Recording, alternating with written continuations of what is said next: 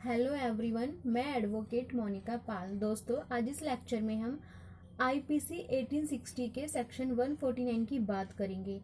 इससे पहले लेक्चर में मैंने आपको अनलॉफुल असेंबली के बारे में पढ़ाया था। तो दोस्तों, इस वीडियो को देखने से पहले इस वीडियो का पार्ट 1 देखिएगा, जिसमें मैंने सेक्शन 141, सेक्शन 142 और सेक्शन 143 पढ़ाया था।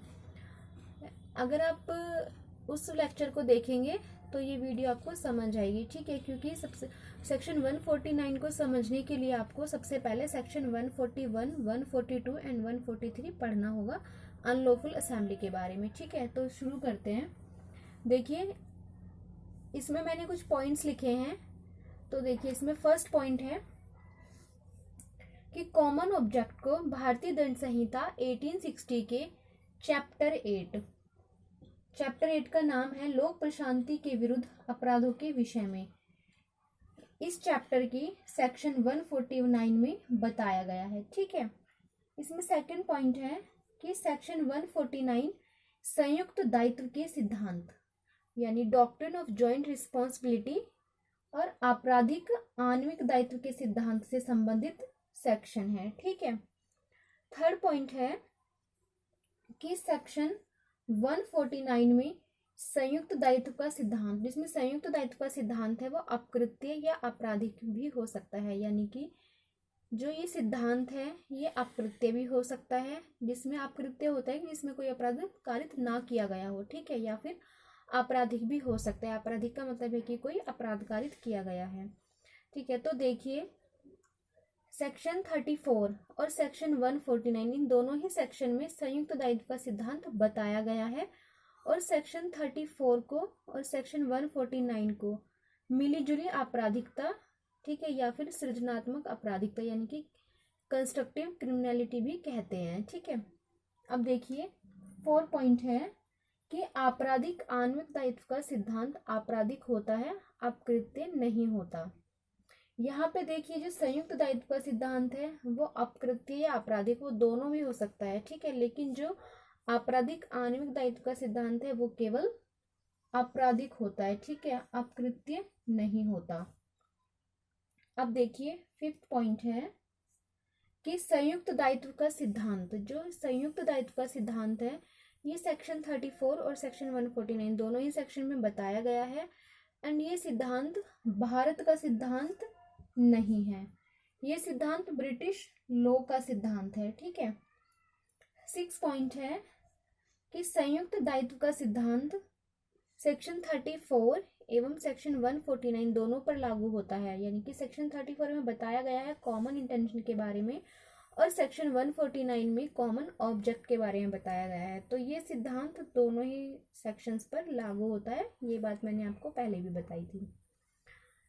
जो सेक्शन 149 है, सेक्शन 149 अपराध का सृजन करती है, ठीक है। लेकिन जो आईपीसी का सेक्शन 34 है उसमें अपराध का सृजन नहीं होता है।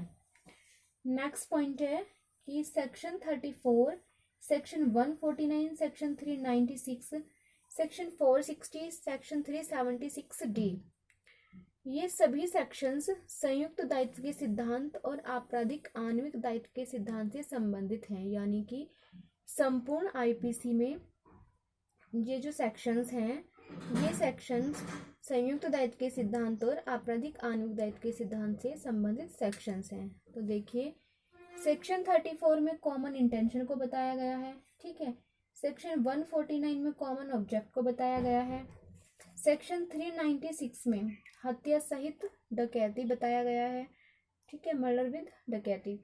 सेक्शन 460 में बताया गया है कि रात्रि प्रच्छन्न गृह अतिचार या रात्रि गृह भेदन में संयुक्त संपत्ति समस्त व्यक्ति दंडनीय है, जबकि उनमें से एक द्वारा मृत्यु या घोरपति कारित की हो। यानी कि यदि जो व्यक्ति हैं, ठीक है, तो वो क्या करते हैं कि कुछ व्यक्ति हैं, 5 या 5 से अधिक व्यक्ति, वो रात्रि के टाइम में गृहतिचार करते हैं या फिर गृह भेदन करते हैं।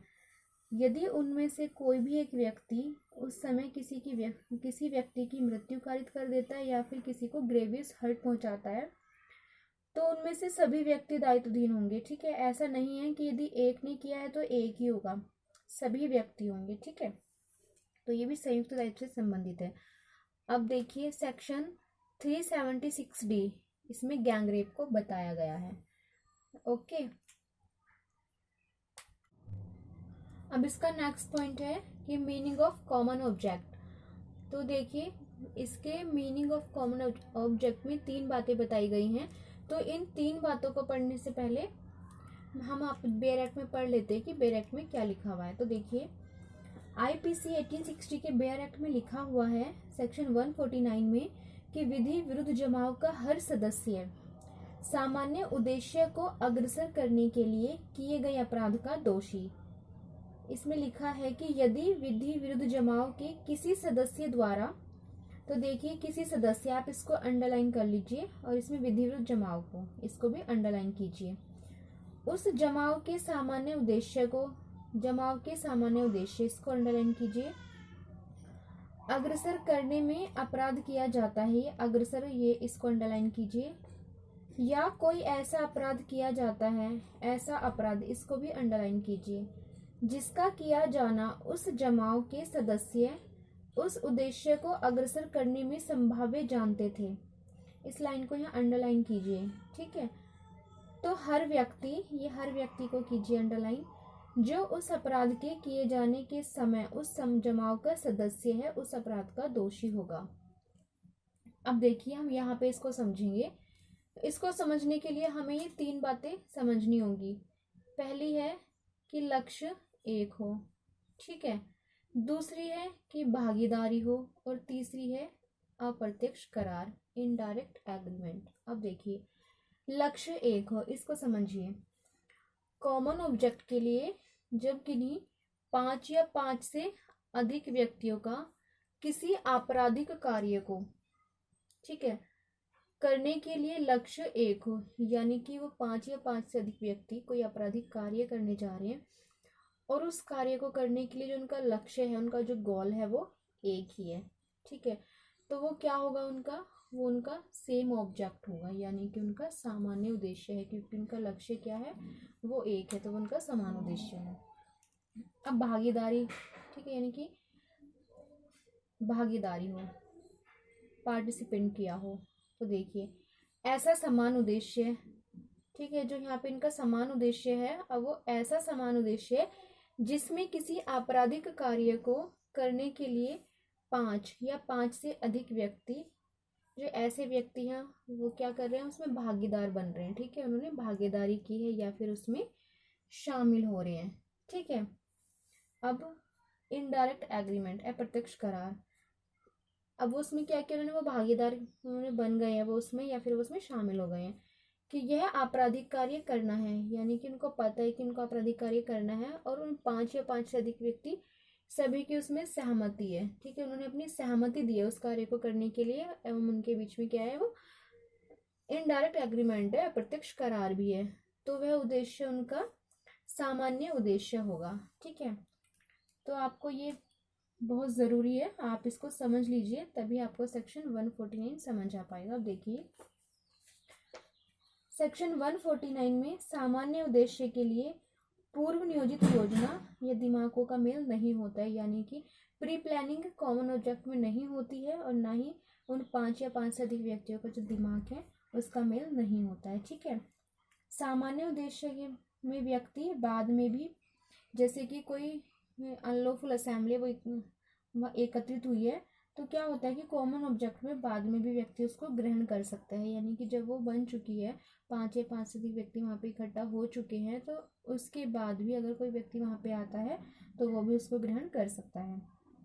अब देखिए जो 5 या 5 से अधिक व्यक्ति हैं, उनका जो उद्देश्य है वो अपराध, कोई भी आपराधिक कार्य करने का होना चाहिए, तो वो कॉमन ऑब्जेक्ट होगा, ठीक है। अब देखिए हम इसके नेक्स्ट पॉइंट की बात करते हैं, पॉइंट 10, एंड ये इसका लास्ट पॉइंट है। देखिए सेक्शन 149 को गठित करने के लिए 2 बातें बताई गई हैं, ठीक है। तो फर्स्ट है कि आईपीसी का जो सेक्शन 141 है, सेक्शन 141 के अंतर्गत विधि विरुद्ध जमाव होना चाहिए, यानी कि अनलॉफुल असेंबली होनी चाहिए, तो सेक्शन 149 का गठन होता है, ठीक है।